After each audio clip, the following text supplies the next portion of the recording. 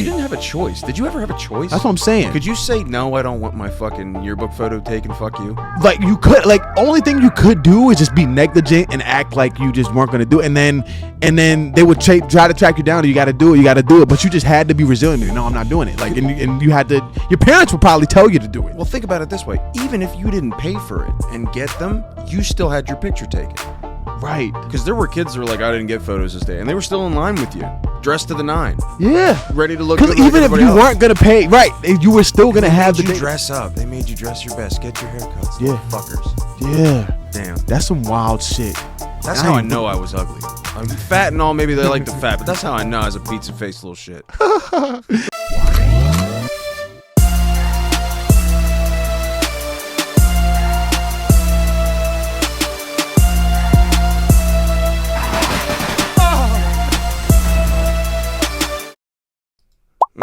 Welcome back, creeps. It is, in fact, Wednesday, my dudes, and I got Michael Beavers in the house, comedian. Yeah. The song that you just heard was a gentleman by the name of J like the alphabet, one word, spelt out. Underground. So wait. The full name is J-A-Y. J-A-Y. Like the alphabet, spelt out. Like the L-I-K-E. Yeah. The alphabet. The alphabet, spelt out. Yeah. Interesting. All one word. You can find him on Instagram and TikTok and YouTube. He's got... like me, very mild, small following, but he's dope. You know what I mean? He's fucking good as shit. And I snagged one of his songs off of Artlist and then reached out and told him, like, hey, can I do like a Twitch exclusive intro? Just trying not to get sued because I was early and I don't know what the... Yeah, you were early investor. Rules. You're an angel you're the cap. And I give him his props. It's not like it's not like I'm like, it's me doing that. Those are my funky beats. You know what I mean? I wouldn't think you have. Production maybe, but I could clearly tell it's a different somebody else's voice. 100%. But yeah, I'll probably download that. I'll probably mess with him. Check him. Hell yeah! So comedian Michael Beavers. Yes, sir. Tell me about yourself. Tell the people all about yourself. Where do you come from? Where do you hail? What started your journey?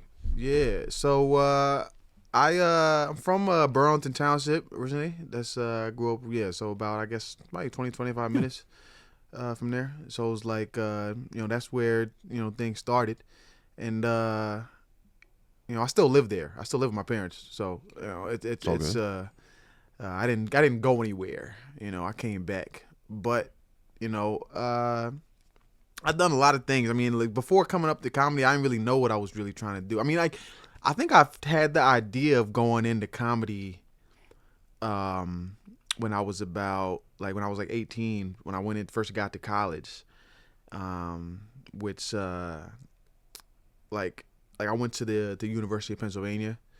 But I never felt like I belonged. My dad worked there, so that it made me feel like and he's like this established Ivy League professor. Mm-hmm. Like it made me feel like the Bronny James of UPenn or like the Ivy League. Okay, if that makes sense. I'm like I ain't never really feel like. Did you want to go to UPenn, or did you have other aspirations elsewhere? I didn't really want to because I was like I'm not gonna be in his shadow all the time, and it's like. There was a time where I was gifted growing up. I was in all the gifted, classes. But there was a time where I had one math teacher I didn't like, and then you mean like advanced placement, right? Okay, I was cool. a lot of those advanced placement, honors, all that. But I remember I started lagging in math because of one math teacher I didn't like, and then when you fuck up in math once, it compounds itself. So it's now it's like that, and I started caring about women, so I started lacking towards the end of high school, and I was like, all right. Penn's not for me, but at the same time, I wonder. It makes me worried, how much, because I still was, good. I was still, at AP class, still, a good student overall. Sure. I was an Ivy League material, from what I would say. I was all right, so the fact that I was there was it felt all right, I could see the nepotism would work, and the fact that. I didn't even celebrate when I got in. I was like, damn, did they let me in? And I'm like, all right, there was other places that I would have gone that I feel would have suited me better. But, it happened. I went there. And plus, you were already smart. Sorry to interrupt, but you were already smart. Yeah, you were already super intelligent. You didn't need the nepotism to get wherever you wanted to go. Right. I was and I would have, went to some place that was a little bit less off. I wanted to go to University of Richmond. That was my top choice. It fit where I was at. I don't know how much different my life would have been if I would have been down there as opposed to UPenn. But went there, and I had like value, great experience, but I never felt like I wanted to. I wish I had like the sense of entitlement that some of these whites have. Like these whites, they be mediocre as shit, and they like feel like the world belongs to them. The world is their oyster. But I'm like, yo, I felt so guilty that I was there that I'm like, I never wanted to. Is that go what to my the confidence is? I don't know. I have an immense amount of confidence. I don't know if that's an entitlement I don't know you thing. enough. I got a lot of evidence to back my confidence. I believe it. So it's not like I just came out the womb like, yo, give it all to me. Like I got some evidence. So right, so I know it's the opposite when I'm like you feel like you have to like you don't feel like everything is the world belongs to you. Right. When you're a minoritized population of any sort, you'd be like, damn, you're really self-conscious about what you actually deserve. Sure. And shit. So I'm like, I never, even though I could have, like, I had this network that I could have tapped into. I had these jobs that I could have tried to get. I had this whole idea of, and all this shit that I could have done to be able to, like, make my, like, a ideal situation for myself after graduation. But I was like, I just never really felt like I wanted to lean into that, because I'm like, all right, it's really like not even like by my own doing that I'm even here. So I'm like, by my own merit that I'm here. So it's like, I feel like I want to chart my own path that has absolutely nothing to do with Penn, which ended up being like detrimental. So I didn't know what I wanted to do. I went into teaching for a little bit. I was substitute teaching just as in between while I was like applying for jobs. But teachers, they're so desperate to find teachers that like you could be like, you could be secure, you could be a janitor, and they'd be like, hey, we have a vacancy. Can you teach math? Can you teach Spanish? Like they'll ask you to, like, I was a substitute teaching getting ran over. Like the kids, they would walk all over me because I had no idea. I was 22 years old, figuring things out in between jobs. This is after I left the insurance that I was. I guess that wasn't on the record, but like after I left that bullshit insurance company. Sales. Yes. Yeah. Okay. That's why when we were talking before, you kind of got what I was saying. Right. Okay, exactly. I was. American insurance income is brutal life. too, dude. Oh man, it's brutal. It's honestly and I might have been good, but American Income Life is such bullshit insurance. Like it's so bad. Like that. Like I'm like I know for a fact. I felt like shit knowing that there's so much better products there for you. There's no way I could sell you this. It takes a little piece of your soul every time they sign. I'm like, yo, if you sign this, like you're on it. Like this is better than nothing. But that's the only thing that's the only benefit that I can really tell you. Yeah. That is better than nothing. So I did that, and I was like, all right, I don't know what I want to do. A quick rewind. I also had I had applied for Teach for America, and I was gonna do that for my whole senior year. I did that early because I didn't want to look for a job during junior year, applying for jobs and shit. I was like, all right, I'll do that. And then I was like, yo, this is a dub. I don't want to do this either. Teach for America was like, throw me into the hood in some random state. I was gonna go to Louisiana and get thrown to the wolves. I'm like, and for this white savior organization where in the hopes of what? Like, I don't know. I was just figuring out my life. That was what did they send? What did they want to send you there? They send you there to try to, I guess, provide a service to low income, underprivileged youth, disadvantaged youth. But really, it's a bunch of people coming out of college who don't know what they want to do, who are just using it as a stepping stone to other shit. So it's not people that that are gonna stay there for a while. So I ended up quitting that. I tried to run my own. I got looped into this business venture trying to run a startup, this talent management, like music industry startup. But this guy was, it was really just his way of trying to boost his own career as a rapper. And he was like, he wanted somebody from, Wharton to try to help him. And that wasn't my dream. So that wasn't going to work out either. So I went into teaching. I was substitute teaching for like 2 weeks. I was coming to a middle school a lot. And they were like, oh, this math vacancy opened up because there's like 2 people. There's like there's like 4 teachers that had quit throughout the year, and they were like, "Hey, we're really desperate. We need you." And I tried every excuse to tell them why I can't do it. This is in 2020. I'm like, "Oh, dude, I'm 22. I'm not really qualified. Like, I don't have a certification." They were like, "Oh, man, you know math. You know what you're doing." It's not even that hard. And I was like, look, man, I'm 22 years old. These kids, they take advantage. I do not have the classroom management skills to lead these kids. They're like, look, man, we'll support you. You'll be fine. All you got to, just ask for help, and we'll come in when you need us. And I'm like, all right, look, man, I'm trying to think what other things did I tell them. Like I tried to tell them like this isn't really what I really wanted. I really wanted to just be a building sub. I want to do the bare minimum. And they're like, well, look, you get paid more if you decide to actually be a teacher. And I'm like, all right. I tried to give them every excuse in the book for why I couldn't do it, but I was like, all right. I caved. They're like, that's the thing about education. They make you feel like you have to do it, or it's like they make you feel like the need there, like the sort of.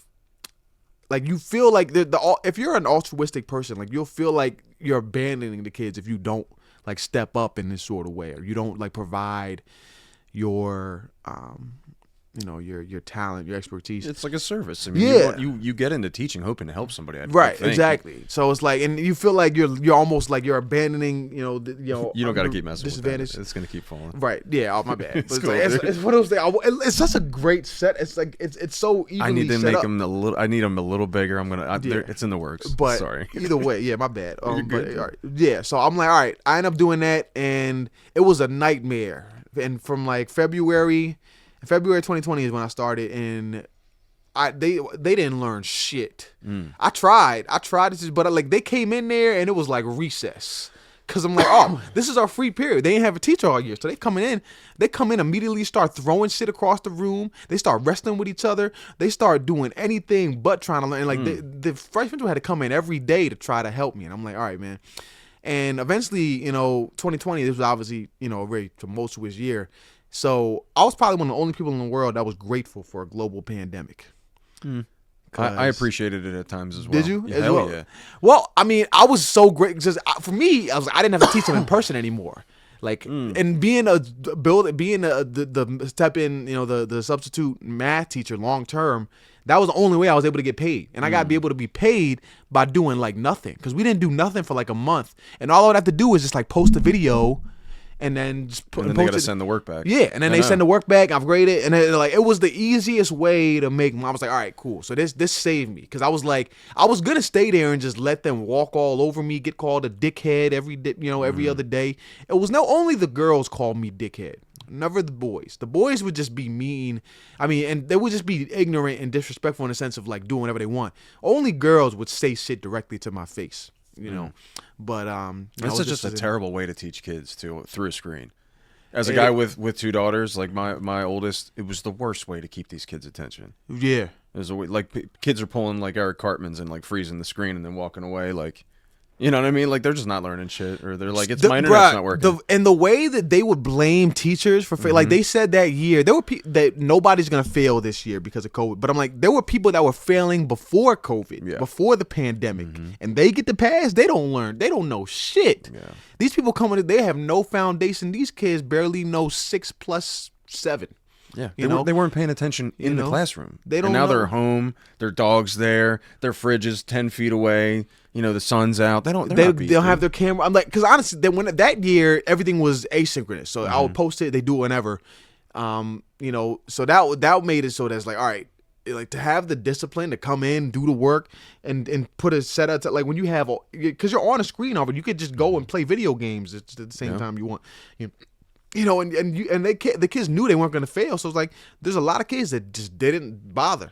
Yeah. Some of them tried, but realistically, I'm like, all right, I'm only doing this for like 7 kids, maybe 10 out of all, so yeah, it was a rough year, but I was like, all right. And I knew in the middle of that pandemic is like when I started just writing a bunch of shit where I was like, all right, I'm going to figure this, like, because I had the idea of wanting to do stand-up to drop out as freshman year, but I wasn't mature enough.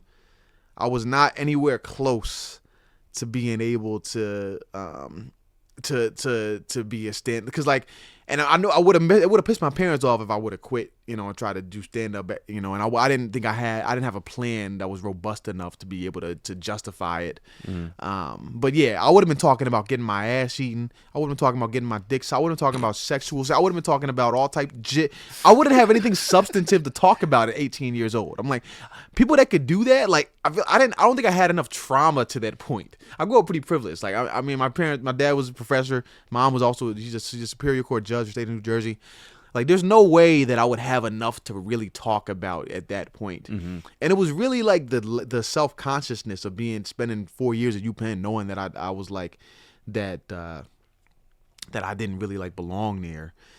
That that I was like that made me so fucked up, made me so self-conscious.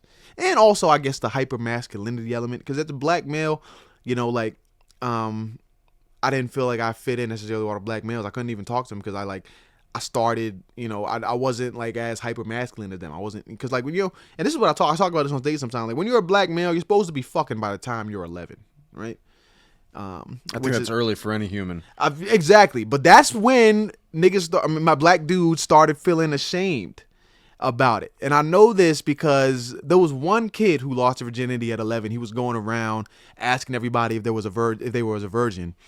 And I didn't notice at the time, but everybody was lying about it. And it's only when I thought about it as like an older person that I got realized. 3 girlfriends. They all go to different schools. See, yes, that shit. They were saying such nut shit.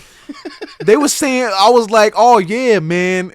Yo, I was with one Joan last. You could see the bite marks on her back. You could see the scratch mark. Like why are you being so specific? Yeah, I was with her last night, dude. I blew her. Yeah, I totally blew her, dude. I was like, yeah, man, I fucked the shit out of her belly button last night, bro. I fucked the shit out of it. I was like, damn, I didn't even know you could fuck a belly button. I thought you had to fuck the Virginia, you know? The Virginia. That's what I called the vagina until I was like 12. Because like I was like, somebody tried to correct me once, and I was like, what are you talking about, man? It's obviously a Virginia because you lose your virginity when you put your penis in the Virginia. Fucking dummy. I was like, so that's what I thought, you know? People were saying they were saying such nut shit. Like one fat dude, I'm pretty sure he was describing how he ate food, but he tried to describe like, oh yeah, man, I tore that shit up like a fucking Big Mac or so. I forget what he said, but he was like, all right, I believed it because they all got more girls than me, but they're over here saying the dumbest shit. They're like, yeah, man, I fucked this chick so hard that my penis came out through the other side, and I was like, all right, man, come on.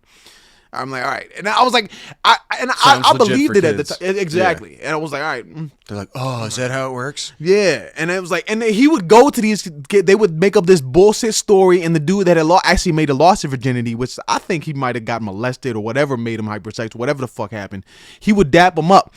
And then I was like, they would tell this bullshit story and be like, oh yeah, man, I fucked this chick so hard my penis turned inside out. I'd be like, oh damn, that's crazy, bro. They would dap him up, and then he gets to me like, yo, you a virgin? Yep. I go to dap him up. He's like, nah, man, I can't do that. I'm like, damn, bro. Like, I didn't realize that the dap was contingent upon having lost my virginity. I didn't know I was You were just trying to be real. I'm in 6th grade. Honest. I'm in 6th grade. I didn't know I was supposed to be fucking. I didn't know. I was too naive to know that I'm supposed to lie. I just shook off cooties, dude. I'm in 6th grade. I didn't start lying about it till I was like 11 years old. Yeah, that's what I'm saying. I didn't know I was supposed to start lying about fucking until I was like 16, you know, and that's when I started being like, which is the worst time. That's when I started being fixated on trying to get pussy. When I was like, yo, these freshmen have come in on the football team. They've been fucking since last year, and I still ain't been fucking. I got to start fucking. And most of them are lying too. Well, see, they probably, but like enough of them aren't, or they're convincing enough. I think one's telling the truth, and one was at the party and saw it and made some shit up. Yeah, you know what I'm saying? And maybe they were, but like they were so convincing that I believed it. I believed all of them, you know. And then I was like, shit, bro, I gotta get some pussy. And I'm like, and I didn't end up doing it till I was like 17. And I had to go online to do it, which is kind of because I was growing up in the 2010s, which is like. That was when it was like shameful to be online. So I didn't know. I would tell everybody that my girlfriend that I had sex with her. I told everybody we met at a park, which is honestly it's a bad place to meet people. It's a bad place. I feel like that's where you meet predators. You know. Yes. Like for me, I'm like I don't know what park I'm met, but people bought it. They didn't question it, and I'm like, you know, I didn't admit it, but you know it happened. But yeah, being 17 when you lose your virginity, that's like being 40. You know. And the crazy thing about that, I lost it like. When I was closer to being 18, but I was still 17, and I had been dating her for like 8 months, or like maybe at that point what was it? I guess like 6, maybe 6, 7. Damn, I keep saying these 6. It's crazy how much you say 6, 7 without even realizing it. It's actually nuts. It's actually bonkers. I'm just pissed that they changed it into something I got to be worried about now. I got to be conscious of it. Yeah, you know. And it's like, yeah, you're thinking about it, but all right. The crazy, it's so. I was dating her since like November, and like I didn't tell her that I was a virgin, right? Because I was embarrassed, and I was like, I told her I'd fucked 3, 4 people, which like I had a couple small hookups, But like you can't feel like you're not a virgin unless you actually put your dick in and stroke. You know what I'm saying? Sure. Like it's not like with a woman. Women might feel like they lost their virginity if they just got penetrated in some way, shape, or form, you know, or like, you know, they can. There's a lower barrier for them to feel like they lost virginity. But for me, it's like I hadn't, and it's like I don't know if you heard "Wet Dreams" by J. Cole.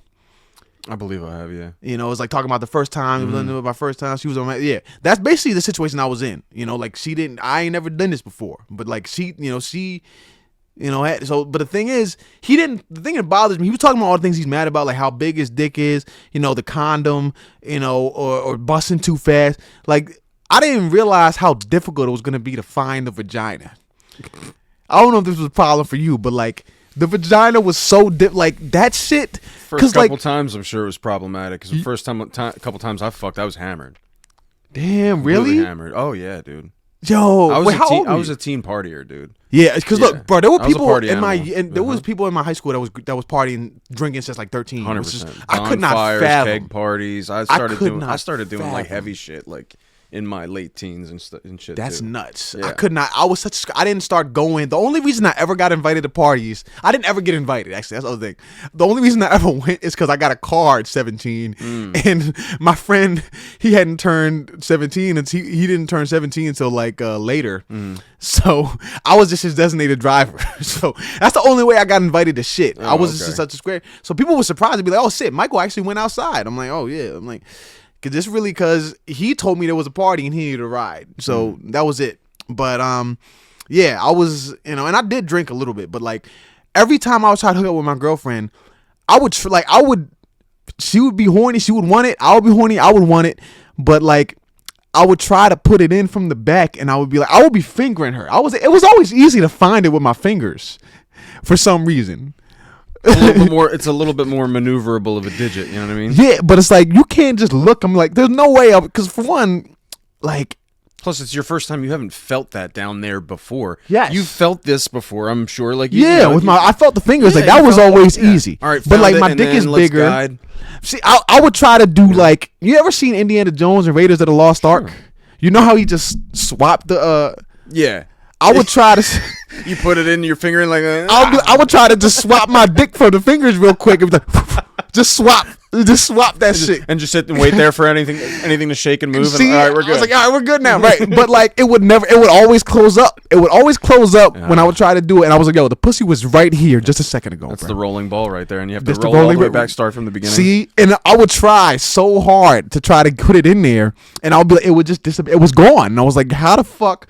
Where the fuck is this pussy? Where is this vagina? It was right here, and then I would try, and then I'll eventually get soft, and then I'm like, all right, well, I guess we're not fucking today. And that continued for 7 months, and it was so embarrassing. Bless I was like, her, yo, man, bless her. Because look, she was talking about like wanting it events so bad, and I was like, I don't know how she didn't realize. Like I was a virgin. She's probably lying too. Well, no, she didn't lie. She was a virgin. Oh, okay. So she was like 2 years younger than me. I was a senior. She was a sophomore. She was like 2 years younger than me. But yeah, she didn't know better. And then eventually it got to a point where like she was talking to her mom, and then her mom was like, "Oh, he smells like a virgin." And I was like, I'm sniffing myself. I'm like, damn, is this really that pungent of a smell? Shit, I didn't even realize. What does a virgin smell like? I want a description. I guess it's like something, you know, pure, like Jergens, or like, I would imagine like Kleenex, maybe Lubriderm. Yeah, I would say the smell of an anime VHS tape. Like, what is that? I would say it smell like yeah, something along the lines of, you know, like just chast. Well, yeah, I think that's you're probably all on the right track. Okay. But I didn't even leave. My hands just off. I never even used lotion, to be honest with you. But yeah, whatever jizz smells like is probably a good smell. You know, that's probably what it smells like. But yeah, at that point, I could either come clean, or I could, you know, keep lying, and then so eventually I was like, all right, man, your mom has a real keen sense of smell, you know, like, all right, so I told her the truth, and then we fucked that day. That's all I had to do. All I had to do was tell her the truth. I had her start on top, which is kind of crazy for a virgin. Virgins don't ever start on top, but I was like, all right, you're gonna have to put the dick in for me, because I don't know where the work on our placement as this a team. shit is. That's what I'm saying.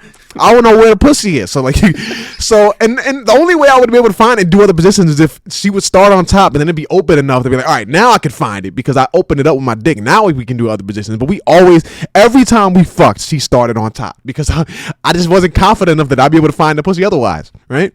So so those were like my main traumas about like having been a virgin too late and feeling like I'm not inadequate. And then going to Penn and feeling like, all right, I don't really like belong here and shit. So, and that's how, and I started just writing. Mad shit, that spring of 2020. And by the time and honestly, I never got to all of the kids because I ended up writing like 300 pages over the next year. In jokes? Yeah. Oh, nice. Yeah, a lot of shit. And where's it coming from? Like, where do you mostly draw your muse from? It's just whatever was happening. So like a lot of it was the kids. Like I never got to the point because I taught there's a long-term sub for like algebra 2, geometry that next year, and I was only supposed to do it for like a few months, but the teacher was on maternity leave and she was like, and COVID was there. She was like, all right, I'm not going to keep doing it. I'm not going to come back this year. Cause like they tried to bring us back real early.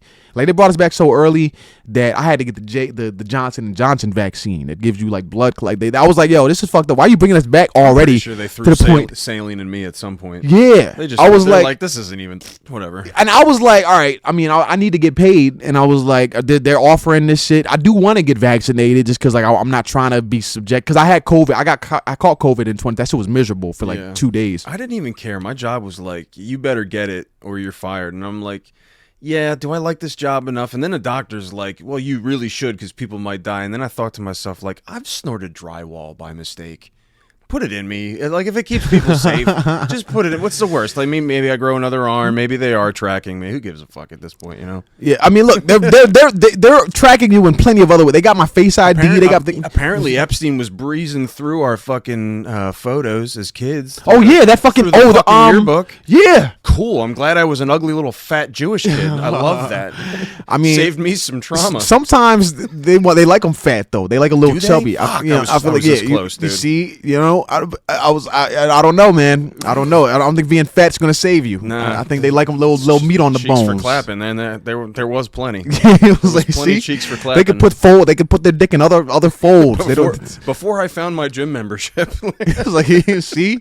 So yeah, I didn't even think about. I always took my yearbook. I was never one to be like, oh yeah, I'm not gonna take a yearbook photo. They got all the data on me. You didn't have a choice. Did you ever have a choice? That's what I'm saying. Could you say no? I don't want my fucking yearbook photo taken. Fuck you. Like you could, like only thing you could do is just be negligent and act like you just weren't gonna do it, and then they would try to track you down. You got to do it, but you just had to be resilient. No, I'm not doing it. Like, and you had to. Your parents would probably tell you to do it. Well, think about it this way: even if you didn't pay for it and get them, you still had your picture taken. Right. Because there were kids that were like, I didn't get photos this day, and they were still in line with you, dressed to the nine. Yeah. Ready to look good. Because even if you weren't gonna pay, right, you were still gonna have the dress up. They made you dress your best. Get your haircuts. Yeah. Fuckers. Yeah. Damn. That's some wild shit. That's how I know I was ugly. I'm fat and all. Maybe they like the fat, but that's how I know I was a pizza face little shit. Because nobody tried to fuck you afterwards with Jack Black hair. Like, not that I wanted to, but like, a little insulted. Yeah. I get it. I have a friend. There's just this one of my comic friends. He has his opening joke. His name's Brendan Smith. He says I have low confidence because I was a Boy Scout, an altar boy, and what's the other common thing is a boy you do when you get raped as? Choir boy? Yeah, maybe that's you. He's a boy called the boy, choir boy or whatever. He was an altar boy, choir boy, choir boy, and a Boy Scout, and no one ever touched him. So he has a low. That's his opening joke. It's really funny. Yeah. So I was like, yeah, I'm like, damn, bro, you had all the shits. Like you were with all the pedophiles. Like you really never got touched. So, I guess it could be like that, but I don't know. I wasn't in that type of. I was, black church. They say they don't fuck kids in there. They I love black church. Yeah, they fuck. My best friend growing up is black, and he took me to church so many times. I took him to synagogue too. Dude. Well, look, I feel like he probably liked the brevity of it. Here's a funny story. That's actually one of my comedy bits. I told it to Steve Neely when he was here.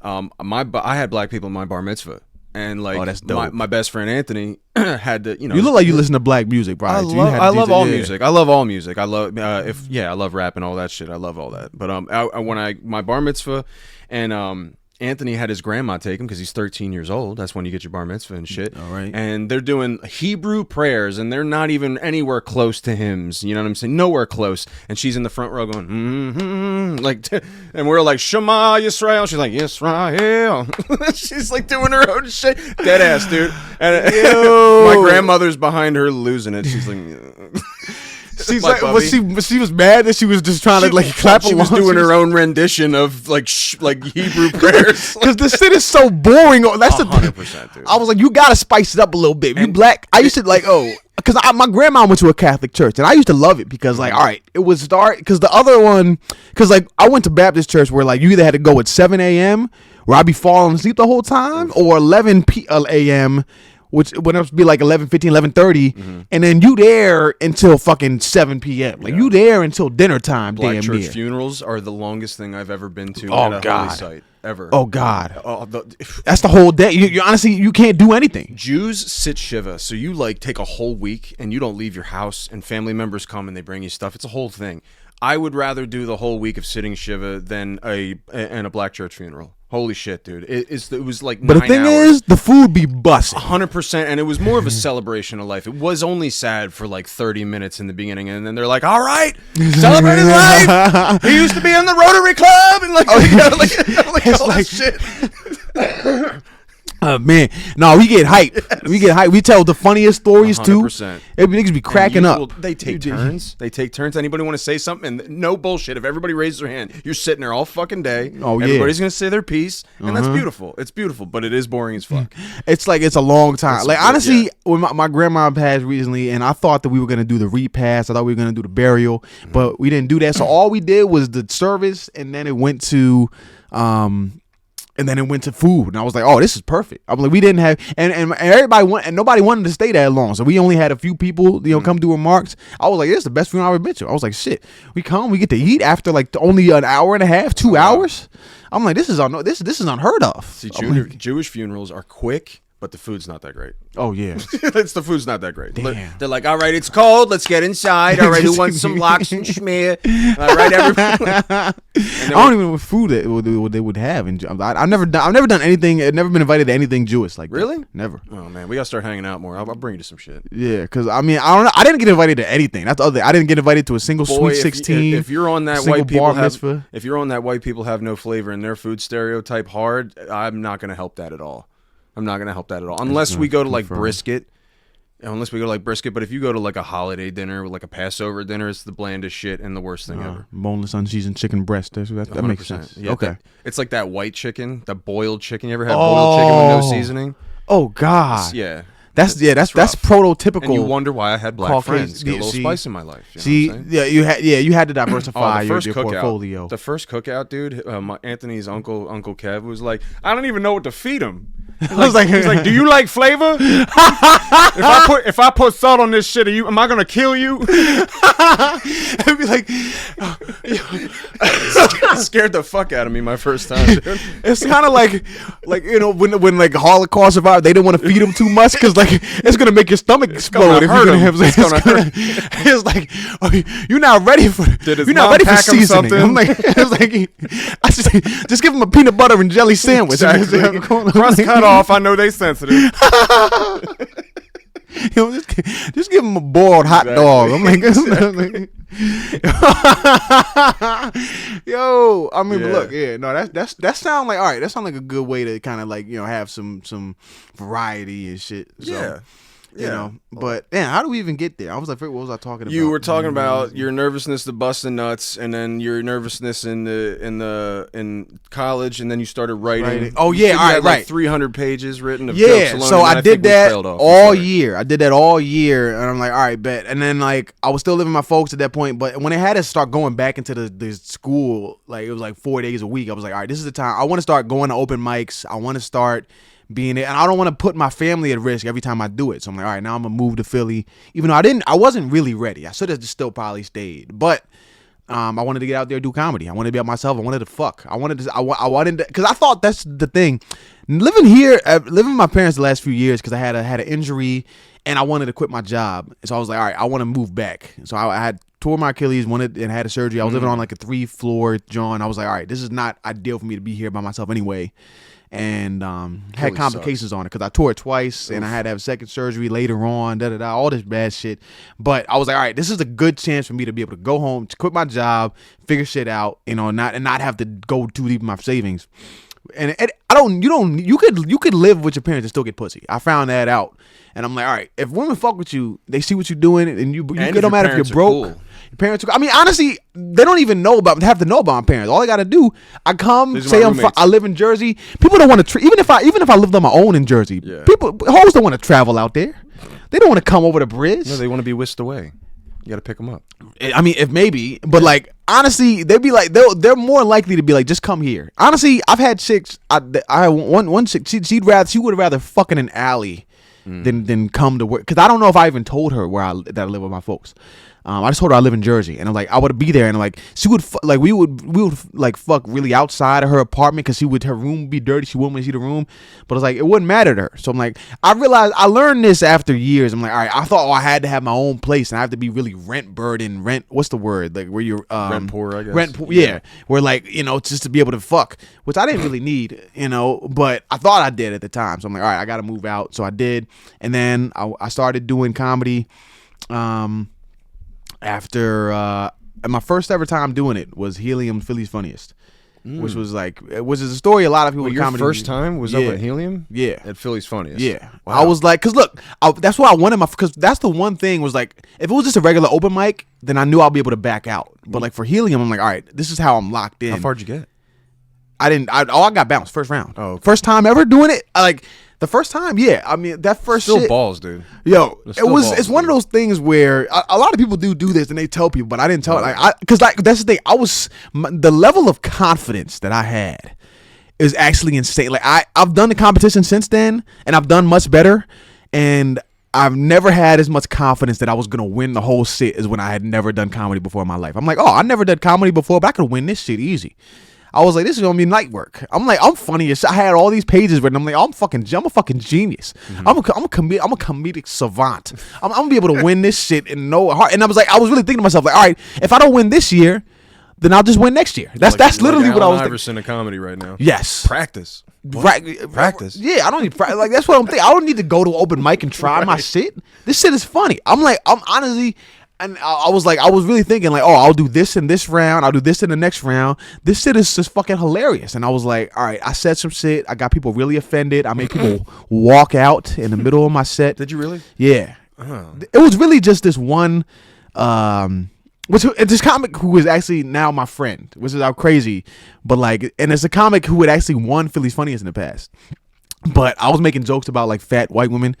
And it really was about black men's attraction, the phenomenon of black women, because that's like a stereotype. Black men fucking with fat white women and shit. Sure. So that's something that's the only ones we could get. We're just so happy to have a white woman that will fuck the lower. That was the joke. But like, where I was like the meat of the joke was his about girlfriend fat and he got upset. No, it was her. It was a woman that was the comic who was a white woman who got offended about I was talking about fat women. Because what did I say? I said something that really resonated with a couple people. I said like, these white women they either grow out of their black guy phase or they just grow horizontally or something like that.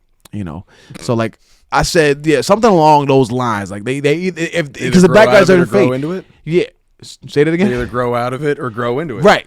Exactly. Right. There you go. See, that's honestly that would have been a tag switch it to up. use. That's yours. Grow out of it or go into it. That. Yeah, that's yours. So I mean, if I ever go back to telling that joke and not worried about offending people, because I do talk about interracial relationships, but sure. Ever since that I've gotten away from doing that joke just because I know that it offended her so much. Yeah. So I'm like, all right. But yeah, I talked about that. I offended her, and I got laughs. Like, and I don't. Whenever I tell a story about it on stage, because I do it whenever somebody says their first time, I go up and I tell that story because like it's nostalgic, and I never get to do it that much. Mm-hmm. Unless maybe like there's a reason for it, like at Helium or like competition is around the corner or something like that, whatever, or it's happening. So I always tell that story. But that's what happened. It was my first time ever doing comedy, and I ruffled some feathers, and I had, this woman that was woman in her Philly Funniest was offended by what I said, and her and her friends walked out, and then they came back, and it was just me, because I thought I was just gonna leave for everything. I didn't see them leave, but like they came back as soon as I was done. They came back and watched everybody else. That's how I know it was me. So that happened. And but it's fucking Philly's Funniest at Helium. I mean, that's like kicking the fucking gate open. Yeah, that's some balls, dude. Yeah, it definitely was. And I got pretty good in that next, in the next year. I just went to so many open mics, and I treated it like a job that first year. Like I would go to every mic. Like if there was a mic during the week, like I was there. Like I would go, like Fergie's on something, like every time, like honestly, like because I was trying to date at that time. But if somebody tried to date during the week, like I would be like, I could only do, because there wasn't any mics on Fridays or Saturdays. That's the only day I could really do shit. Like because I was so serious about just trying to, because I didn't want to tell anybody, my parents, that I was doing it. I think my parents might have known, but I didn't want to tell any of my friends, any of my other family outside of my parents. I didn't want people to know, because I'm like, I wanted to be good before I was. So like, because I remember before I was good, my mom told my uncle and my cousins that I was doing a show, and she invited them to it. Which like I resent. The fact that she did that had me fucked up, because like I did not want people to see. Like I did the competition because I thought I had a couple jokes that was funny, but like I wasn't ready to be seen by others yet. Like I was 2 months in doing this competition, and I was like, the only good jokes I had that were getting some laughs was about being called the N-word, and that's how I would open immediately. So I would talk immediately. The first thing I said would be like, I was driving home one day, this white woman, and this Karen pulled up next to me, and she was like, turn your headlights on, nigger. And it's a really blunt way to start, but like that's how, everything. Yeah. And that's that's what it was. That's that's the real shit. But I'm like, I didn't know that I'm supposed to ease people into that kind of shit. Like that was just because that was the only thing that I was telling was getting laughs consistently. Yeah. And it would get, and like it would every now and then, like there was still it would still get an air response, but it was getting a good response enough of the time. Did you hang out with a lot of comedians at the time? Yeah, of course. That was all I hung out with. We're desensitized. Yeah. Because what's funny to comedians is like vile to the standard population. Yeah, that's why. So you have to drop a hard R just to get like a laugh out of a comedian. Yeah, you know what I mean? You got to do the edgy shit. Yeah, so like exactly. That was one of the only jokes I had, and then the other one was about premature ejaculation. That was the only two I had. It was like I used to say, sometimes I used to come so fast that if I wanted to make a sex tape, I could have posted it on Vine or something like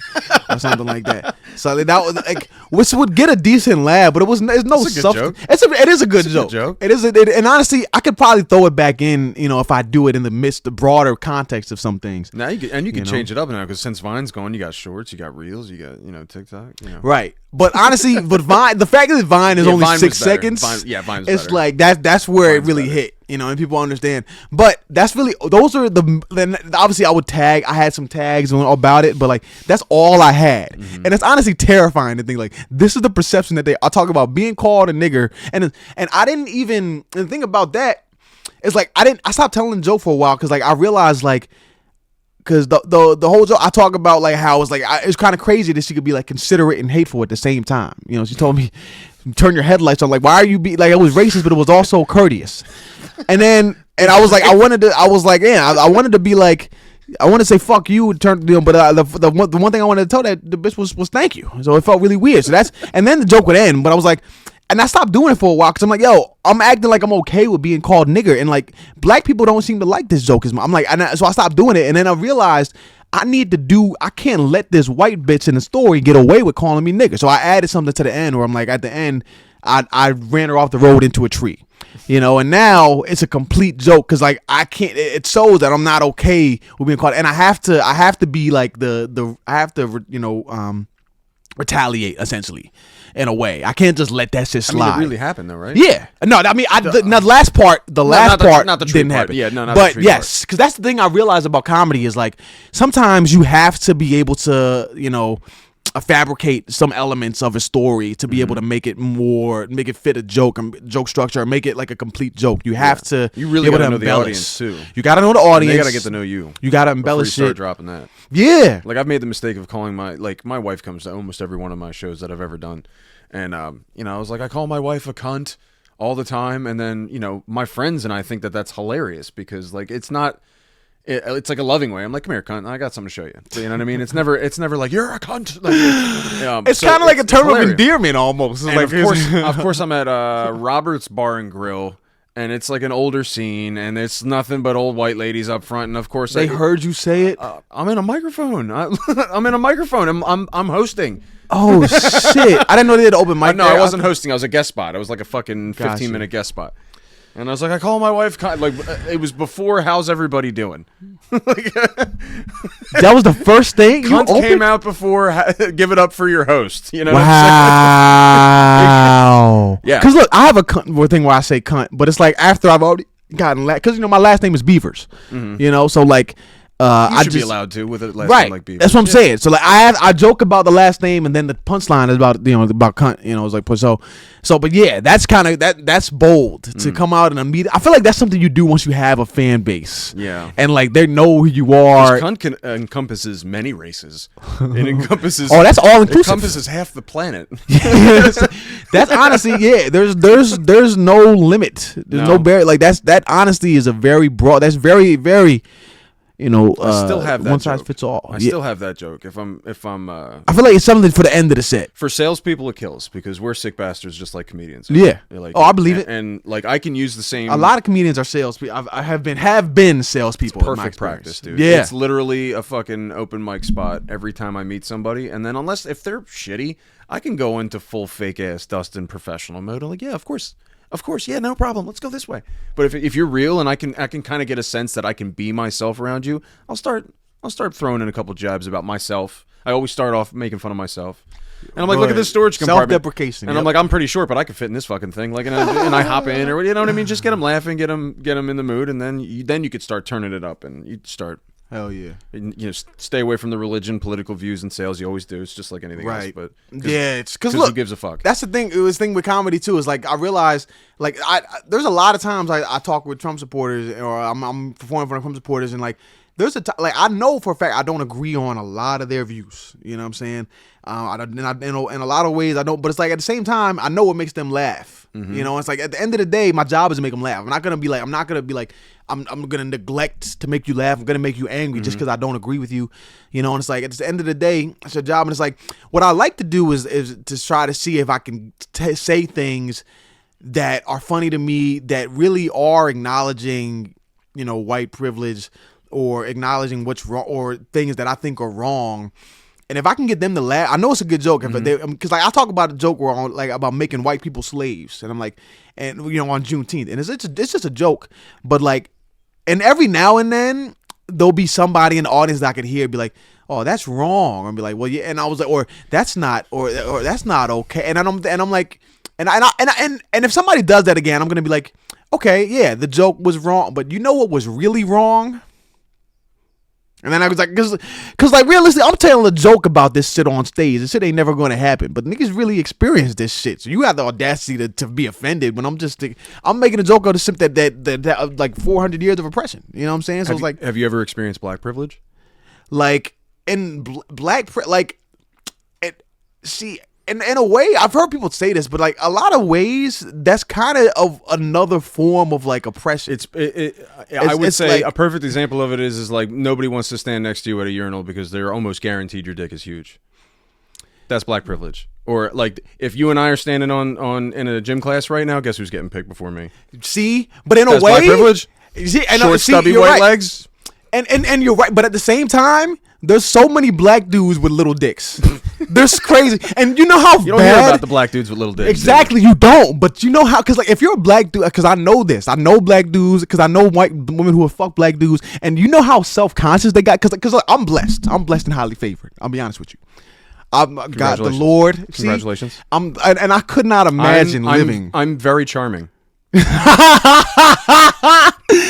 See, but look, That's all you need to get there. And honestly, I'm good. You're not gonna say no once it's already out. Be like, oh, that's too much. That's too little Once for she's me. staring down the barrel, it's too late. It's too Right? late. I'm saying it's too She's late. like, fine. You know, that's what I'm saying. Like once the draws are like, because that's what I realized. Just That's find a woman with a shallow vagina and sack up. shallow. See, there's some women who only need about 2-3 inches. No bullshit. Well, I mean, listen, we got more depth than that. Let's fucking 2-3 inches. To I'm saying, I'm not saying that's what you have. I'm saying that's what all they need. God thinks I work with my thumb. Yeah, honey, you want some of this dick? Take some of my personality while you're at it. At that point, you might as well not even fuck. You just might as well. Foreplay only. I'm like, you just, this is more than enough. They be like, you put the dick in, they be like, hey, can you go back to the last? You know what I'm saying? He's good with his words. Use your mouth.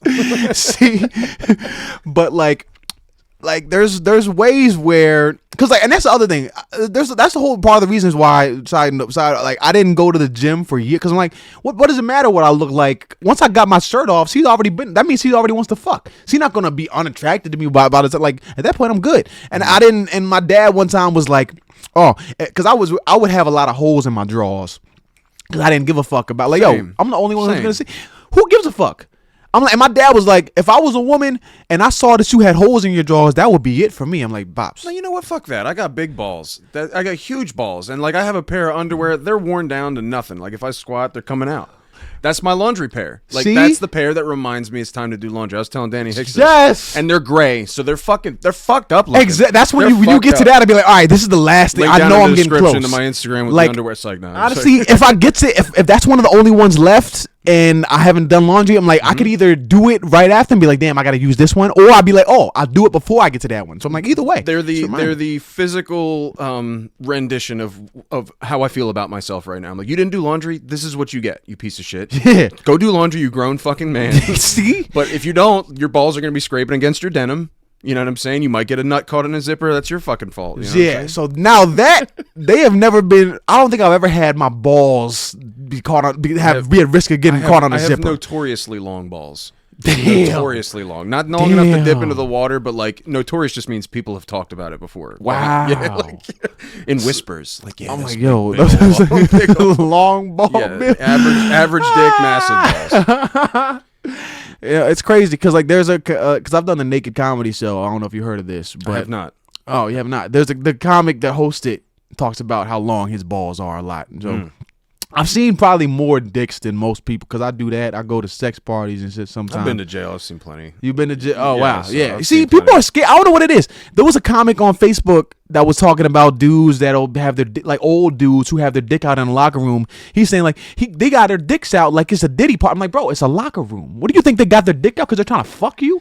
I'm like, and first, while he said he went to the gym to try to avoid the old people, like, bro, he went to the gym early to try to like, bro, don't you know that's when old people are awake? Yeah.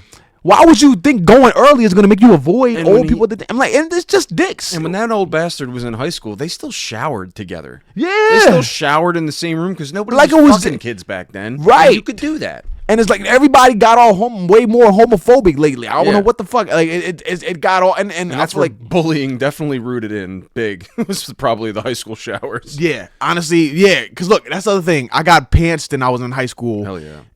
In the locker room, and he meant to just do my shorts, but Mm. first off, we had just come from the outside. We had just come from work, and I was kind of like a try. I was an athlete, but I wanted to, I had fun in gym. I would be working out. My dick would come in. I'd be shriveled, small as shit, because I'm a shower, I'm a grower. Excuse me, I'm a grower, not a Same. shower.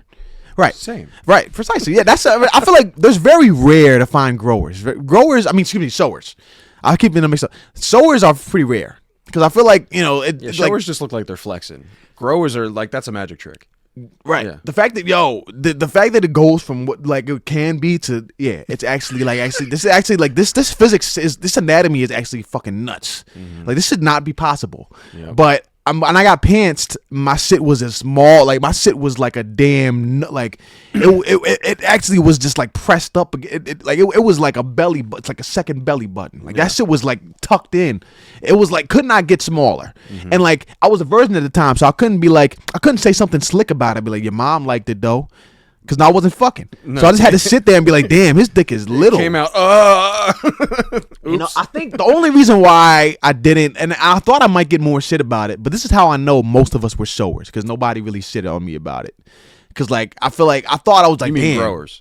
Most of us are growers. Why do I keep fucking that up? I don't know, but I'm right there with it. I'm like- I know what I am. Yeah, you know. So, but yeah, that happened, and yeah, my dad. So what I was saying was like, my dad was like, and the other thing I want to tell my dad, I'm like, yo, bro, if I take off my drawers and a woman sees there's holes in it, I mean, at that point it's already too late.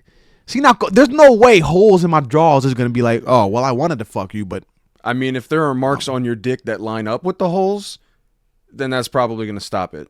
But if you think so? Yeah, 100%. If you got like a weird growth on your dick and it lines up perfectly with that hole in the boxers, and she sees that, she's like, nah. Yeah. Nah, that's gonna catch. That maybe that, but I've taken them all, and I don't think the woman even looking that closely. But No, I'm like, they're look, not. if they're looking at it, like, look, at this point, I'm like, all right, I'm already there. I'm already getting the drawers. Like, you already wanted to fuck, so I'm like, 100%. you can't let that happen. I'm trying to think. All right, what else? Where was I at before? I don't know, dude. We've done some pretty fun rants. Yeah. A lot of coming. A lot of coming. Some cunts, some hard R's. Because like I went This is a to staple. oh yeah, my first time I think so yeah, it went there. Where was it? Because I know we were talking about my first time doing comedy, and I was like, yeah, I started doing it better. I hadn't Did confidence. the Helium, Philly's Funniest. But I think somehow we was talking about confidence about black privilege. Yes, That's how we black got privilege, there. thank you. Because yeah. So because We look, both trailed off. I feel like that's one of those things where it's like it's a stereotype that if you got a big dick as a black and it's like you can use that to your advantage. In that case, it is. Like for me, I guess it is because women look at me and they be like, oh, he might have a big dick and it's good. But it's like there's a lot of black dudes who don't have that level of who aren't blessed.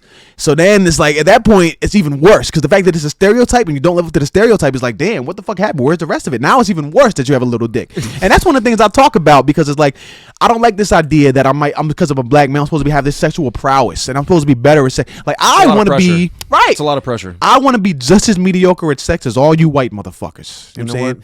We can help. Yeah, all it can take right. Do you play video games? A little bit. Yeah. Do you ever played like Elder Scrolls Skyrim or anything like that? Like character creation type stuff? A little bit. So I haven't. I sold my PS3 years ago. But That's all I think like races and religions and creeds and different types of people are. It's like just whoever took your spirit and put it into that vessel just spent more time on your dick in the character creator, dude. Mm-hmm.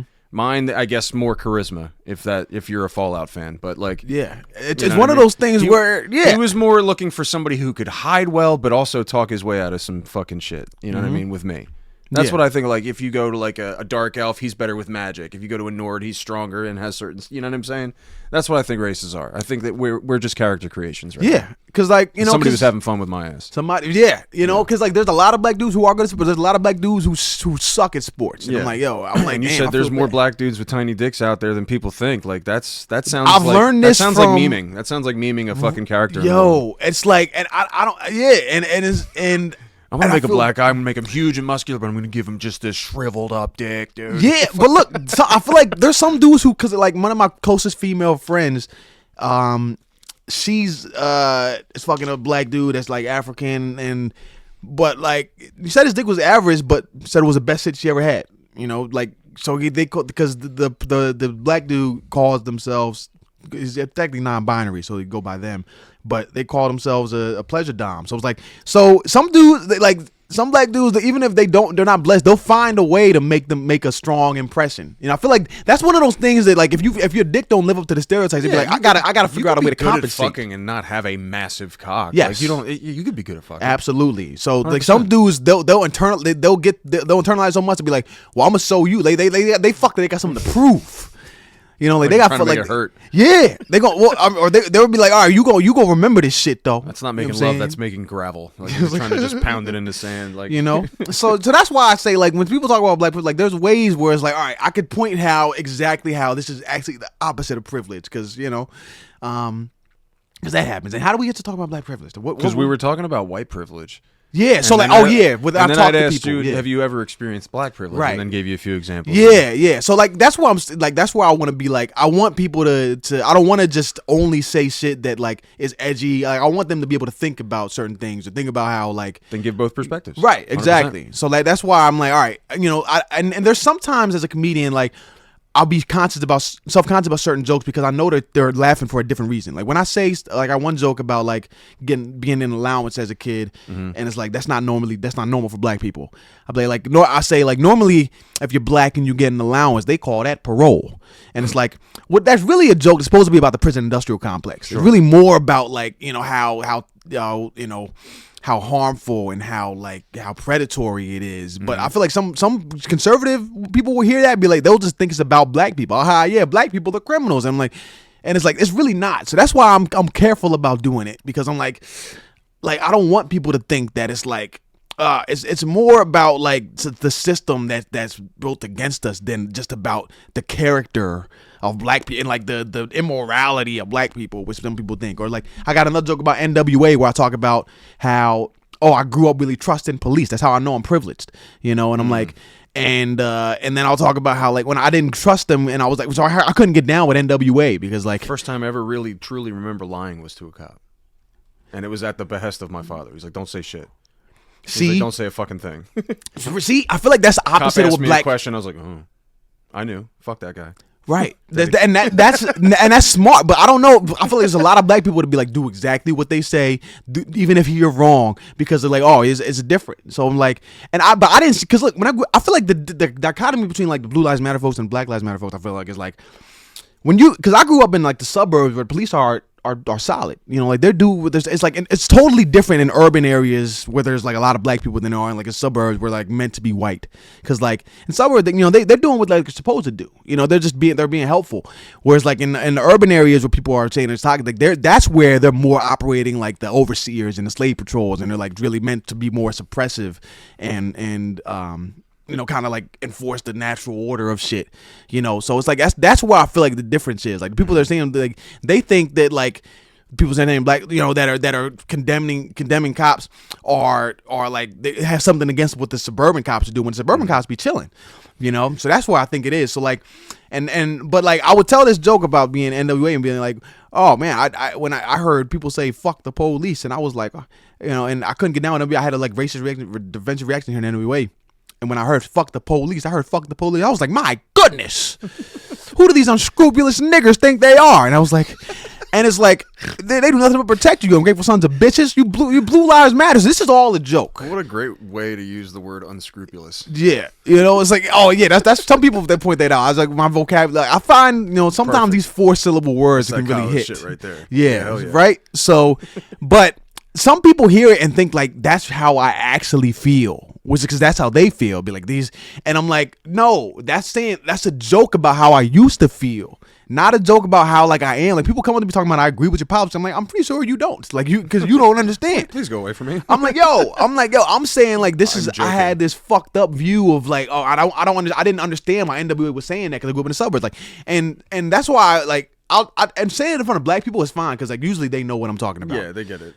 But not everybody does. Sure. So it's one of the things that I am trying to be careful because I don't want people laughing for the wrong reason. And sometimes when I say jokes with a hard R, white people will just laugh. When I say that Karen shit about race and like when I say that I was called nigga, sometimes people laugh just to me saying nigger, and I'm like.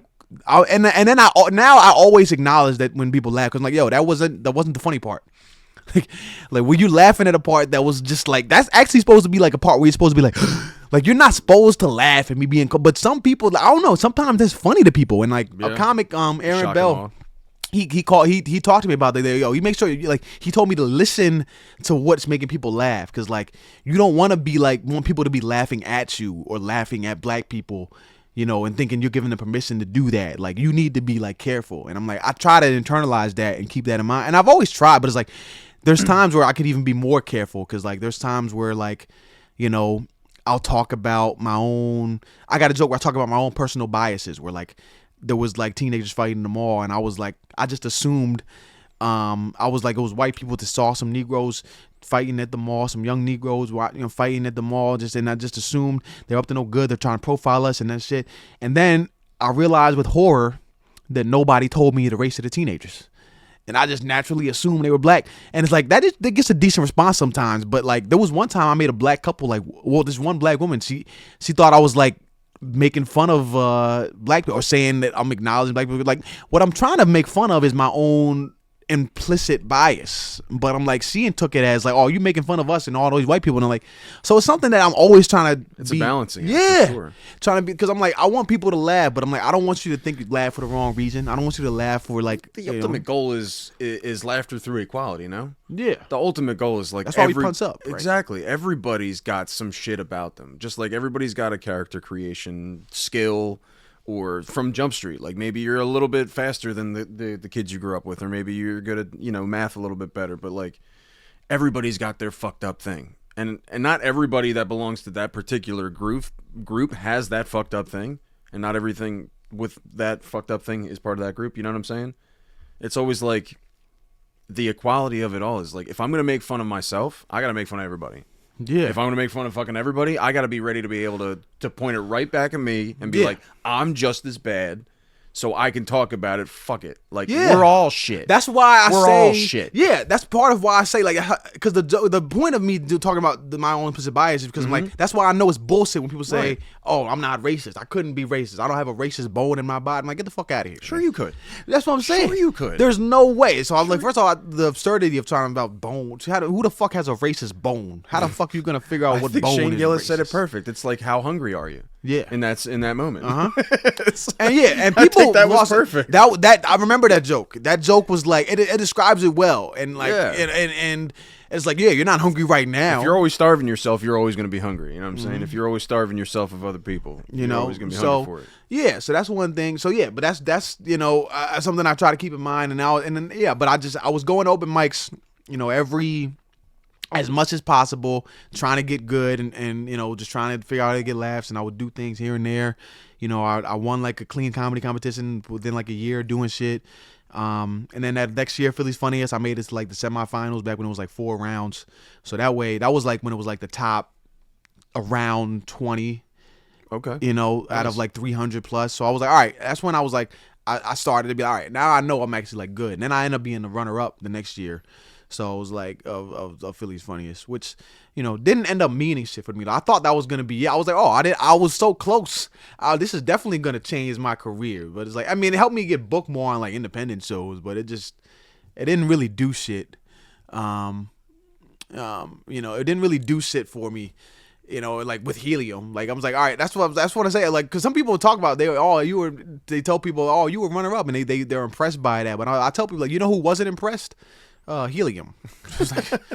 Like I tried to see if I can get on. It was like, motherfucker, you lost just like everybody else. I mean, you said 22 is when you started, like officially. 21 is when I started, and Okay. then the next year, 22, I did. And that's when I did it. And then 20, that's when I did it again. So 4 or 5 years now. You've Yeah, been doing it's been 4 or stand-up, 5 years. Yeah, And then to get Philly's Funniest runner up, I mean, that's pretty solid within a very small career. yeah. But I did it at like 2 years in at that point when I was runner up. What kind of projects are you working on? What kind of aspirations do you have? So as of now, like I've gotten more into acting a little bit. I was just in this production, which was last week called Origins Africa. I'm gonna be in that in the summer. It's like kind of like exploring African roots. Like talking about a history that's been largely erased. So like that's something that's a little bit more. There's gonna be like comedic relief involved, but like whitewashed history, or like Well, Younger yeah. Dryas, kind of like flat out wiped off the face of the earth kind of stuff. So, like, yeah, well, and just in general, it's just exploring history that's been, I mean, it's more so just been, like, erased than anything. Because, like, I hadn't even heard of, like, we were, like, we did, like, a preview the other week, like last week on, the 8th, and I was, like, exploring the empire of Songhai, which I'd never heard of. I'm like, oh, shit, this is a whole empire that we didn't even know. And, like, we were kind of, like, What was that again? Songhai. Songhai. Yeah. Okay. So like basically, yeah. So that we're kind of just like showcasing, arts, food, dancing, garb, clothing, all types of, and sort of like interactions a little bit. Just kind of giving a preview of what's to come in the summer. So like that's something that's a little bit more serious. But they got me on because I'm a comedian. I can add comedic relief. So like, and I was supposed to be in a movie that was a movie that was going to be filmed in December, but they postponed it to the summer. Okay. I'm trying to see if they are still going to do it because I was really excited for it, and they asked me to. I would give my suggestions about like when I saw things that could be punched up more. I was given like pointed like ideas for like ways to interact that I think could make it more funny, and then he ended up changing the script with my suggestions a lot. So I was like really looking forward to that, and I was really looking forward to the character, But some actors be on some bullshit, man. Yeah. They just don't sew up for shit. Yeah. They're twice as big a personality as comedians. Yeah. I'm like, yo, this is actually fucking me up because people not showing up to rehearsals, and it's like that's part of the reason why they had to cancel because the lack of commitment. So, but yeah, so I'm getting a little bit more into that. A little bit of sketch. I joined the Camden Comedy Collective, so nice. A little bit of sketch creation. I gotta head over to Sense of BNA. Actually Thursdays it moved over now. It's not at Sasabiene anymore. Where's it at? It's at Angelo's Pizza in Mount Laurel. Oh, cool. Okay. So Angelo's. It's actually pretty. And then pizza's good there too. It's good. And you should tell them who's in charge of it. Kevin Polanco. I don't think Kevin's doing it anymore. No, he's not with Camden Comedy. I mean, I don't know. Yeah, I don't know for sure if he's. But yeah, it's Selena. Okay. I don't think Mike Hoover. I don't think I met Selena or any of those. She's the grand. Okay. Yeah, he's the collective founder. When you head over there, you should get them in contact with the Maple Shade 25 Club. It's a huge venue space, and I'd be able to work out like Maple Shade. So getting them paid for, you know what I mean? Because look, they did a show at one place. There's like a couple. So we're doing one show at Eclipse Brewing. Okay, nice. This Saturday, actually, I'm co-headlining with Paul Carson. They're always looking for new venues. So, and they do the Tuesday one now in the White Horse. What's that called? I forget what it's called. It's in White Horse Pike or White Horse Pub. I forget exactly but they do a Tuesday mic and a Thursday mic. Okay. And then they do other things on Mondays and Wednesdays where they just meet up and talk about it. They're filming something. I'm gonna have a role in the TV series they're trying to film. Hell yeah. So yeah, it is that I'm just trying to figure out ways to, because like when I was most happy, I was unemployed from January because I switched to finance after leaving the school district because like I stopped doing, I was doing a long-term sub, the algebra 2 geometry, then I went to just being a building sub, and I was also working fraternity to shorty life as a second job, so I did that for like my first year of comedy, but it was a lot because like waking up real early to do the school shit. Then I would go to the university, and like you got to do a lot of shit after hours as you work at a college, you work for like university shit. There's all these events that happen in the evening, so like it just wasn't going to be sustainable. So I switched to finance for a little bit, and then that was cool. Vanguard was solid, and I was working for them, but instability and shit, work usually time. But like I eventually started feeling like I was being exploited, and I felt like I didn't have time to do as much as I wanted to do, didn't have as much freedom during the day, so I switched. And like I was saying, when I was because I got myself fired. That's the other thing. I made sure to I made sure to be on some bullshit so they could get rid of me as opposed to me quitting, so I couldn't get unemployment. And like I probably was never happier than when I was getting paid by the government and being able to just do stand up and do acting. So that's ultimately like my goal was to be able to get back to the point where like, all right, even if I'm not like just on unemployment, like I guess could sustain myself to like survive acting. Off of comedy. Yeah, so not have like a 9 to 5. Cause like here now, like I wake up stupid early to go to the work at the school, and like I get to get a lot of shit done because at high school I'm in a high school, so I could just be on my computer, typing, writing, doing all types of shit, going through my emails, responding to people, doing my budgeting, doing my business accounting, whatever I got to do, and that's cool. But it's still not the same as just being able to just wake up whenever, go to the gym. That's the other thing. I got more jacked than I've ever got because I got back because once I found out I was doing naked comedy, because I didn't know that it was a naked comedy. So when I agreed to it, that was what inspired me to go back to the gym. So that's the other thing. Like next time you're gonna be putting on a show. Yeah. Next time. Well, no, this time. I mean, I've already done it like 4 or 5 times. Oh wow. Maybe even more than that. Maybe like 6. I don't know if I could do that. You want to do naked comedy? I said I don't know if I could do that. Oh, you don't know. Yeah. Look, they told me to do I don't appreciate that you immediately said I was going to do that. Oh, you want to do it? Because I was going to be surprised because like dudes are the ones who aren't like they're usually more tentative than women are. I'm all right. Because it's really about the dicks. I want you to laugh at my jokes. Right. So see, because look, but that's the thing. They are there to laugh at jokes. They're probably the warmest crowd that you could ever get in front of. Show up to laugh at the jokes and then end up laughing at my dick. There's some pervert. Well, look, that's the thing. You can either invite them to laugh. Imagine trying to combat a heckler with a cold dick. Could you imagine that? He's like, you Well, suck, and I'm look- like, fuck you, and he's like, fuck your shriveled cock. I was like, but see, that's a hilarious scenario. But I'm almost positive that would never happen. Like honestly, the one time I heard like a horror story, somebody being naked, there was some pervert in the front row that didn't come for comedy that said they came to see naked women. I'm like, all right, you fucking up the vibe. Because look, even if that's the case. Even if you came to say, if you say that shit, it fucks up everything. Now this person's You can't get mad at that. You can't get mad at a guy who's a fucking pervert showing up to something that Right. he knows people are going to be naked. right. Yeah, you can't get mad at him showing up, but the fact that you announced it to the comedian, Yeah, that's a little is weird. what. Yeah, like you gotta just keep that shit to as yourself. if to say, like, I'm announcing this so that people will come to me. Like yo, come to me. nobody's gonna want to fuck you more. Funny and naked. Let's fuck. Yeah, see, like that's what I'm saying. Like I did a show with somebody the first night, and she was like, she said, "Oh, you were really funny." Somebody complimented her saying you were really funny, but then they said you look good, and she was like, "Ugh, I don't want to know that you think I look good because that's not what I do this for." But you know, the reality is, men are usually more tentative to want to do it because like they're more self-conscious about how their dicks look. There's like, yo, because they know that they're a grower. You know, if you know you're a grower and you don't want to see. So like that's the problem that I think men have. You know, for me, I'm enough of an exhibitionist that I'm like, I guess that I've stopped caring. You know, but like that first time, it was like it made me nervous. But I remember they do a part of the show where they bring up audience members to tell jokes naked. Right?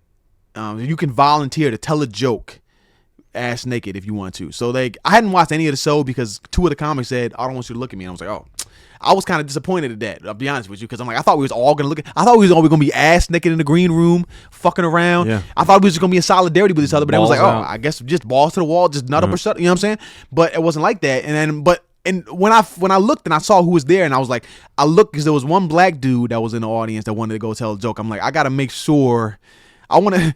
You got to represent. Yeah, I want to see if his shit, if we working with the same shit. I want to see if our shit is See on the that same dick. level. Yeah, let me see. Are you let me representing see the properly? dick. I'm like, it's not even about representation. I'm about like, I want to know if you're also You can't a grower. tell the joke if you're not at least. You know what I'm saying? I was like, yo, cause no, if his shit was big, it would have made me even more self-conscious. But I was gonna be locked in anyway. They had me like headlining, closing out the first shows. I was gonna do it anyway, but I was like, all right.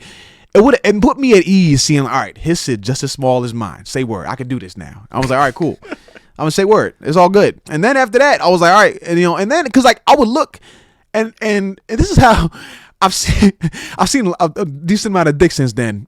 Like usually, and most I haven't been on the show with any other black dudes, and to be honest, my shit is still like bigger than most of the others. So I guess in ways I am kind of embodying the stereotype when I look.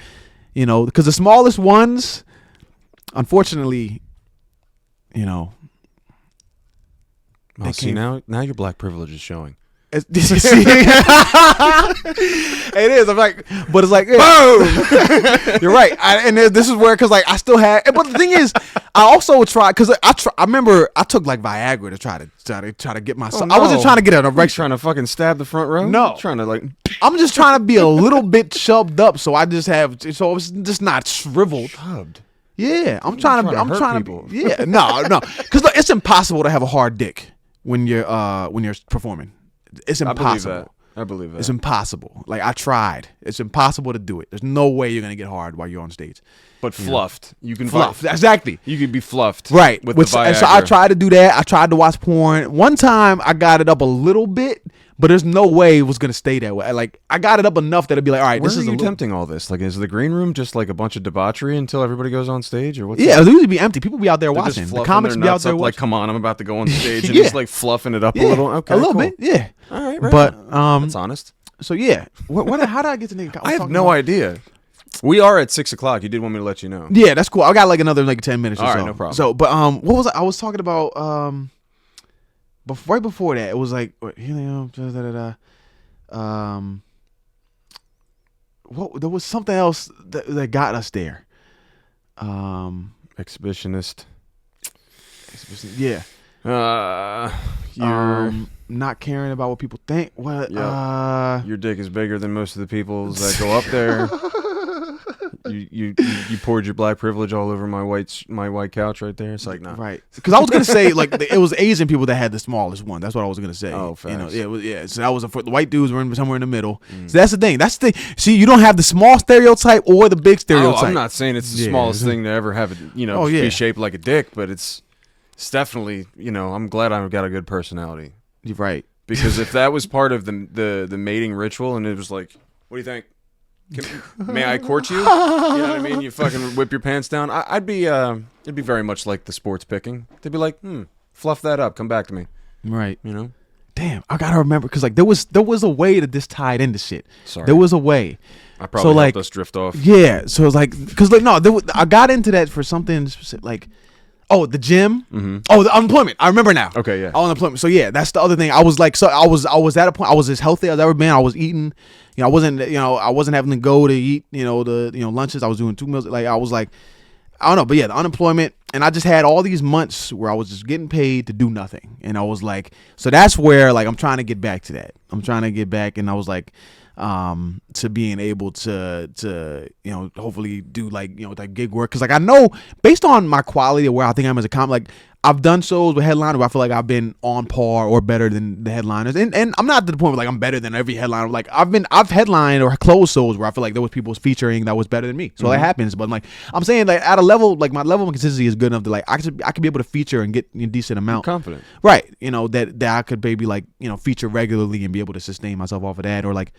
I did a show, for at a college, at the college I went to actually, University of Pennsylvania. Mm-hmm. The Department of Africana Studies brought me back, and I did a show in front of some 11-year-olds, which was probably the worst show I've ever done.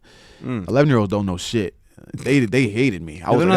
They're not like savvy to like the culture of the world. That's what I'm saying. You know what I mean? Like they're honestly just starting. Like there was one They're not girl, even at the tutorial of life yet. Yeah. So like I had chaperones cracking up, but they was there playing on their phone. They was there fucking. They wanted to do anything but listen to me. And I remember I tried to tell a joke about. I was about to start telling a joke about gentrification. I stopped mid-sound. I was like, "There's no way you're gonna laugh at this shit. You don't know what the fuck this is." So I was like, I had like one little girl that was laughing a lot. That might have been a little more mature black woman, black girl that was laughing and shit. But like the little white kids, like most of the kids, like they were just looking and like I don't think because they get their comedy is like they're not this like this mindless shit. Yeah. But if I would have because they made me be clean. That's the thing. They made me be clean. How are you at being clean? I'm pretty decent. Okay. I haven't done it in a while, but like I've been able. I have jokes that I won't even do it.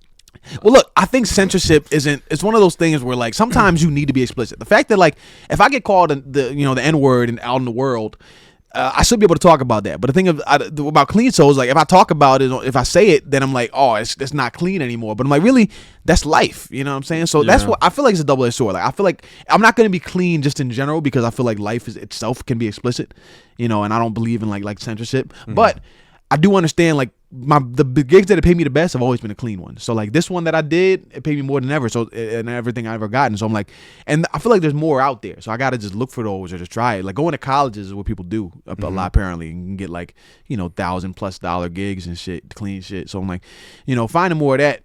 So I'm just at a point where like I've let everything come to me so far. Eventually, I'm gonna get to the point where I'm gonna start reaching out and finding shit myself because like, I'm behind on some things. I'm trying to get my business LLC, in order. I gotta still get these taxes done. For this cycle, I'm trying to get it done by a certain. Are you already date. LLC? Yeah. Oh, nice. Yeah. I got somebody put me on to that. I made it in 2024. Right before I did that show that I was talking about with the 11-year-olds, that was gonna pay me like a decent. You just LLC and technically yourself in your comedy. Yeah. Right? Okay. Basically. Right. Exactly. That's what I did with Dust Off the Mic Media. Right. Yeah. It's right. I didn't realize it makes you think about money differently when you like you're doing things you're on a pre-tax basis. Just sue that. I can change the logo. We'll make it a left hand. Fuck you. So I don't even know how you would get. I don't know how that. I'm not that deep into how this shit works, but. I just made it because I'm like, all right, I want to start to be able to track my expenses and be able to get more money back from it. And like, all the miles I'm doing. Because like, there's a lot you can be writing off that I didn't realize. Like, and I should have probably made the LLC much earlier. These little shits that I hand these out now. You could take a bunch of these, by the way, wherever you go. Matches, bottle openers. I got stickers and shit. Like I spent like $300-$400 on T-shirts and shit at the end of the last year, so I didn't have to pay anything. Because I made money off of some shows and stuff like that, and I was able to pay some comics and and do all that, and then there you go. I don't have to pay any taxes as long as I spend all the money and throw it back in. I'm not really trying to turn a profit with it. Yeah. You know? Yeah, because look, that's the thing. Like, you could always just be able to just reinvest Until the thing that comes around that's like unavoidable to make profit. You know what I mean? That's the whole thing. Yeah, like because I realize people aren't really recording, because I record all my income just because, like, even if it's not in cash or whatever, just because I guess I just like to have it down, or if I do a show, I'm reporting that I did this show and for my miles. I'm like, I might as well just like, Sure. And I just like being able to be like, oh, to note that I did that, you know. But I know a lot of people don't do that. They don't always report with all the income that they're getting, just because it's like, oh, why would I do that when it's gonna cause me to be taxed more and shit? So it's like, Right. you know. But yeah, I want to get into that too. Merch. I had somebody make like a draft logo for me. But I'm thinking, I just want to figure out how to do, because like I know I want to do shit like that, maybe like stickers, shit, you know, that kind of shit. Whatever you need. I Yeah, can help you with or that. whatever. Because like, but I think I want to do different, because like sometimes I wear like do rags and shit. And so like, you know, I'm You like, can yo, get you can go on Amazon right now, you make your logo, and you can superimpose it on a fucking do-rag right now. You can do it on Do-rag, hats, okay. t-shirts. because It's I so want much that, easier. bonnets. What else was I gonna have put it on? Ties. Mm. You know, shit that's different. Because like that's the thing, I've never. As much, even if I've liked I've never been like, oh, I don't need any more T-shirts. I don't want to represent this. I You don't like chapstick? You use chapstick? a little bit. My wife was convinced that the chapsticks were going to be like the thing to have. Hold on, let's see if I can find you. Interesting. I got it. There it is. So you get them with my logo on it. Dope. Yeah, that's yours. There you go. That's what's up. Okay. Yeah. Hell yeah. Can't scan it, but it's fucking there. And if I tell people, take matches, you know, light a few fires, leave the matches there, you know, whatever. Maybe the cops will scan it. I got breath mints in case you're going up on stage. You want to feel fresh, and just throw the trash. Good. Trash It's better at the than front row. gum, because then it melts, so you Yeah. don't have to keep chewing it. Biodegradable. Just throw the trash right at the Fuck front yeah. row. Tell them to go fuck themselves and be like and subscribe. You know what I'm saying? Yeah. So, but yeah, that's what I mean. Like, I'm at a point I get booked on a regularly That's consistent good. basis, and I'm like, and I know I can get booked more if I decide, because I've never ever been like, can I get on? The most I'll do is a form. I'll do a form to be like, can I get on? And it's like, whereas like that way I'm not asking directly, which I need to be better at. You know, but do that. I know the acting gigs that have come my way, there have been people that have reached out to me, you know, usually, or maybe I'll apply for something if it comes in a group or whatever. But you know, I feel like once I get, you know, things sorted out and I start being able to look for more things, things will be better. But you know, that's the ultimate. I think it's the goal, to be able to, you know, acting, you know, comedy, LOC, you know, some of the merch, you know, and I've done a little bit of modeling since then, because people see me do things. So like, you know, I've Sweet. done that. So being able to kind of parlay these things into something that's like more sustainable, to be like my main thing. Maybe getting into the podcast like you're doing, you know. I can help with that too. Yeah. I can help you not fuck up a lot of things like I Yeah. did. I For real. appreciate. Yeah, for sure. I've been telling everybody that comes on, if you have any projects that have anything to do with this, I can get you in touch with my buddy Slayer. He's been helping me. He's the reason this doesn't look like shit. You know what I mean? He helped me get this live, and, you know, help me with some editing stuff. Anything I could do to help others, like, not have to trip over the same, you know, traps that I did, I'm down. Hell yeah, man. And I appreciate if that. if you start a project with other people and you want to announce it off, please come back at any point. You know what I mean? We're on the road to 100 episodes before the end of the year, and we're doing good so far. This is dope. This man. is I've number had a good time. 48, episode 48. Hell yeah, man. Hell yeah, dude. This is dope. I appreciate this, man. Of I've course, always I haven't been able to yap on a podcast for a long time. Dude, if you feel in the itch to come yap, dude, we crushed fucking an hour and a half, no problem. Yeah. An hour and a half, no problem. Yeah. But if you're good, if we cut there, because I know you said you got to get going. Yeah, that'd be fine. Yeah, because I'd be happy to come. Yeah, you know, maybe it's thing was like you do a joint thing, but yeah, I'd be happy. Yeah, this was a good Absolutely. time, man. I appreciate you reaching out, man. And if you need help getting started on a podcast, like if you got a good rant about you, so you can go on the trail of a story, you could totally do it. I got you. I can help you with some equipment and stuff. No doubt, man. Plug your social media and stuff. So yeah, Leave It to Beavers is my Instagram. Facebook is just my name. I'm pretty sure Michael Beavers. I'm trying to think where else am I on. So those are my main things. It's like, yeah, you can get to my YouTube from there. Like I don't really post much on YouTube. I prefer you just come see me in person. You know, I feel like there's no substitute for seeing somebody live. I feel like. Yeah, but you got to get your name out there. Yeah, you're absolutely right. Get the eyes on you, so maybe they'll travel. Like, yo, he's funny as fuck. Like, where's Jersey? All right, it's only 200 miles. You're away. absolutely right. You know what I mean? You know, so I need to be better about that. But I just like what I do want, so I need to make sure I get better about, posting regularly. But it's like, I want people to see, I don't want to have all my jokes up on a thing. So it's like, oh, I've seen this before. It's like, but yeah, I mean, but pretty much, I post new things and like, so I'll be doing some, maybe, some live acting, like the Origin Africa thing I told you, that's going to be like in the summer. It's going to be live. Are you gonna have links to that up on your socials? Eventually, I will. All right, but cool. But yeah, I have a couple links up to upcoming shows. But like, Leave It to Beavers is like that's the main thing right now. I should probably get on TikTok. Yeah. It's just another outlet. But yeah, that's the main thing. Leave It to Beavers. And I got my link tree and a couple upcoming shows coming up. Yeah, I'll put all that stuff in the description. So I'm still finishing up with Big Rick's clips and stuff like that. So I'm going to be doing that for the rest of this week. And then Mike's episode will be out Monday. We'll have you out Monday. And good. Send me all your links and stuff like that. And everybody, I appreciate y'all for dropping by. Automod doing his thing, taking out the bots. Appreciate you, buddy. Yeah, man. Appreciate you coming by. Seriously. Appreciate you, man. Thanks for coming by, everybody. Peace out.